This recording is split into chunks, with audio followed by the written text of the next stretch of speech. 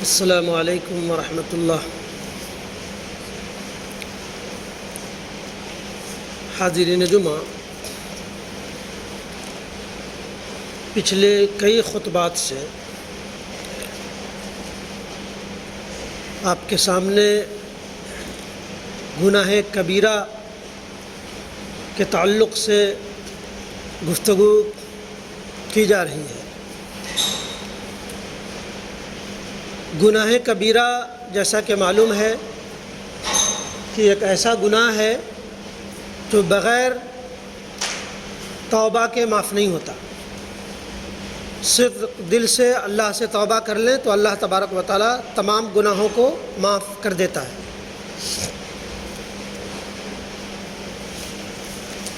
یوں تو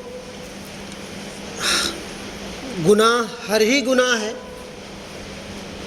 لیکن صغیرہ گناہ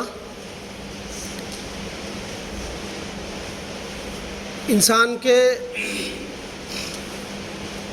نیک کاموں سے اللہ تبارک و تعالیٰ بغیر توبہ کے معاف کرتا رہتا ہے۔ جیسا صغیرہ گناہ ہے تو وضو کرتے ہوئے جیسا کہ بتایا ہاتھ دھلتا ہے تو اس کے ہاتھوں کے گناہ صغیرہ، کبیرہ نہیں۔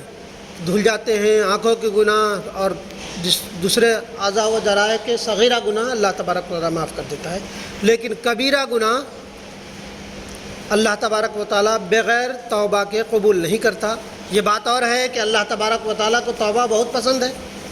توبہ کی ڈیفینیشن اللہ کے نبی صلی اللہ علیہ وسلم نے یہ بتایا کہ اگر کوئی بندہ توبہ کرتا ہے تو اللہ تبارک و تعالیٰ اس توبہ سے اس قدر خوش ہوتا ہے کہ ایک انسان بے آب و گیاہ میدان میں، چٹیل میدان میں، جہاں دور دور تک کوئی سایہ نہیں،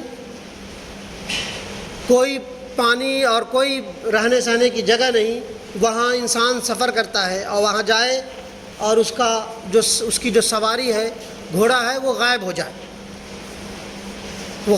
وہ بالکل مارا پھرتا ہے، ادھر دیکھتا ادھر دیکھتا، لیکن کوئی سواری نہیں کہ وہ پہنچ سکے اپنے منزل تک۔ بالکل نا امید ہو کر کے وہ بیٹھ جاتا ہے کہ اب ہماری خیر نہیں، اب تو نہ پانی ہے نہ کھانا ہے، ہم کتنا دور چل پائیں گے، ہماری موت وہ ہے۔ اتنے ہی میں دیکھتا ہے کہ فلاں جھاڑی سے یا فلاں دور سے کوئی میری سواری آ جاتا ہے۔ وہ خوشی کی فرحت میں وہ کہہ دیتا ہے کہ اللہ میں تیرا رب، تو میرا رب۔ انسان کہہ دیتا ہے تو ایسا اللہ تبارک و تعالیٰ ایسے ہی خوش ہوتا ہے اللہ انسان کے سچے توبہ سے۔ تو یہ کہا کہ کبیرہ گناہ توبہ سے معاف ہوتا ہے، اور انسان گناہوں کا سرچشمہ ہے، تو گناہ ہوتی رہتی ہے لیکن وہ توبہ بھی کرتا رہے۔ اللہ تبارک و تعالیٰ کے یہاں اپنے سر و سجود کو خم کر کے غلطی سے پشیمانی بھی ہو اور آگے غلطی نہ کرنے کی بھی سوچے۔ ہاں، یہ بات اور ہے کہ بار بار غلطی ہو جائے لیکن توبہ کرتا رہے۔ اور اس سے یہ ہے کہ پتہ نہیں، غلطی ہمیشہ کے لیے چھوڑنے کی ایک وجہ یہ ہے کہ پتہ نہیں کہ اسے اس گناہ کے بعد توبہ کی توفیق ملتی ہے، مہلت ملتی ہے یا نہیں ملتی۔ اس لیے انسان کو ہمیشہ پاک اور صاف رہنا چاہیے توبہ اور گناہوں سے۔ بہرحال ایک ایسا بھیانک بڑا گناہ جسے انسان آج کا مسلمان بڑا اور برا سمجھتا ہی نہیں، اسی میں سے ایک کبیرہ گناہ غیبت ہے۔ غیبت ایک ایسا گناہ ہے جسے نبی کریم صلی اللہ علیہ وسلم نے صحیح ستہ کے کئی ایک احادیث میں زنا سے بڑا گناہ غیبت کو بتایا ہے۔ غیبت کہتے ہیں کسی انسان یا کسی بھائی کی ایسی خامیاں، کوتاہی یا برائی اس کے پیٹھ پیچھے بیان کیا جائے کہ اگر وہ اس کے سامنے کرے تو اس کو برا لگے، یہ غیبت ہے۔ یعنی کسی کے پیٹھ پیچھے اس کے اندر وہ گناہ، وہ کمیاں، وہ طرز زندگی ہے اور اس کے پیٹھ پیچھے بتایا جا رہا ہے تو یہ غیبت ہے۔ اور اگر نہیں ہے تو ایک درجہ اور بڑا کہ وہ بہتان ہے۔ یہ بہتان ہے اور بہتان کی سزا اور بھیانک ہے۔ حاضرین، اللہ تبارک و تعالیٰ نے قرآن مجید سورہ حجرات آیت نمبر 12 میں فرمایا وَلَا يَغْتَبْ بَعْضُكُمْ بَعْضًا أَيُحِبُّ أَحَدُكُمْ أَنْ يَأْكُلَ لَحْمَ أَخِيهِ مَيْتًا فَكَرِهْتُمُوهُ وَاتَّقُوا اللَّهَ إِنَّ اللَّهَ تَوَّابٌ رَحِيمٌ۔ لوگو تم میں سے کوئی کسی کی غیبت نہ کرے، لوگو تم میں سے کوئی کسی کی غیبت نہ کرے، کیا تم میں سے کوئی بھی اپنے مردہ بھائی کے لاش سے نوچ کر گوشت کھانا پسند کرتا ہے؟ لوگوں تم میں سے کوئی کسی کی غیبت نہ کرے، کیا تم میں سے کوئی بھی اپنے مردہ بھائی کے جسم سے گوشت کا ٹکڑا نوچ کر کھانا پسند کرتا ہے؟ تم کو اس سے گھن آئے گی، ظاہر سی بات ہے گھن آئے گی۔ کہ اللہ تعالیٰ سے ڈرتے رہو، اللہ تبارک و تعالیٰ توبہ قبول کرنے والا اور مہربان ہے۔ یہ مردہ بھائی سے تشبیہ دی کہ وہ بیچارہ مر گیا ہے اور اس کا وہ اپنا دفاع بھی نہیں کر سکتا، اور تو یہ کتنا بھیانک وہ ہے کہ بھائی جسے ہر انسان ہر مذاہب میں بھائی کو اپنا بازو اور طاقت سمجھتا ہے، اور اللہ تبارک و تعالیٰ نے اپنے مردہ بھائی کے گوشت کھانے سے تشبیہ دی ہے کہ کوئی کسی کی غیبت نہ کرے، کیا کوئی اپنے مردہ بھائی کے جسم سے گوشت نوچ کر کھانا پسند کرتا ہے؟ تم کو اس سے گھن آتی ہے، جیسے گھن تم کو اپنے بھائی کے گوشت سے آتی ہے، ویسے ہی تم کو غیبت سے گھن آنی چاہیے۔ بہرحال آج کا مسلمان اس بڑا بھیانک گناہ کو گناہ سمجھتا ہی نہیں، جس میں ابو داؤد کی روایت ہے اور دیگر احادیث کی روایت ہے کہ بلا شبہ زنا سے ایک قدم آگے کا گناہ ہے یہ غیبت۔ اس سے یہ ہوتا ہے کہ انسان کے بھائی، دوست، خیش و اقارب، سماج ہر میں بغض و عناد کی ہوا پھیل جاتی ہے۔ اس لیے اللہ تبارک و تعالیٰ نے اس بڑے گناہ سے بچنے کی تلقین کی ہے۔ حاضرین، ہمارا آج کا کوئی بھی محفل، کوئی بھی گفتگو بلا شبہ کہا جائے تو غیبت سے پاک نہیں ہوتا۔ ایک شخص بیٹھا ہے غیبت کر رہا ہے، دوسرا شخص آیا، پھر وہیں سے وہ شروع پیچھے، بس انسان اپنی قابلیت، اپنی اچھائی یہی پسند کرتا ہے کہ فلاں شخص کے پیٹھ پیچھے اس کی خامیاں بیان کی جائے۔ ایک روایت ہے کوفہ میں حضرت عبداللہ ابن مسعود تھے، کہیں دور کسی نے زنا کی، لوگ آئے ایک دو اور آپ رضی اللہ عنہ کے پاس ان کی شکایت کی اور آپ بڑھا چڑھا کر کے تو کہا کہ خاموش، تمہارے پاس گرچہ 4 گواہ بھی موجود ہیں، لیکن کیا تم پسند کرو گے کہ تمہارے گناہ لوگوں کے سامنے عیاں کی جائے؟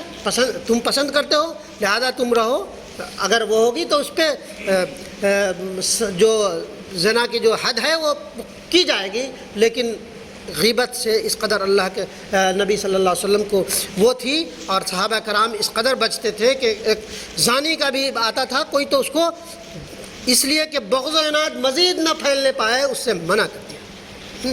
اور زنا ایک عظیم ترین گناہ ہے جسے کہا گیا کہ اگر کوئی کمارا اگر وہ کرتا ہے تو اسے 80 کوڑے یا 100 کوڑے مارے جائیں، اگر وہ بیچ میں دم توڑ دے تو اس کے قبر پر اس بقیہ کوڑے کو مارا جائے، اور اگر شادی شدہ ہے تو اسے سنسار کیا جائے۔ بتائیے یہ زانی کی سزا، اور اللہ کے نبی صلی اللہ علیہ وسلم نے فرمایا کہ غیبت اس سے بڑھ کر گناہ ہے۔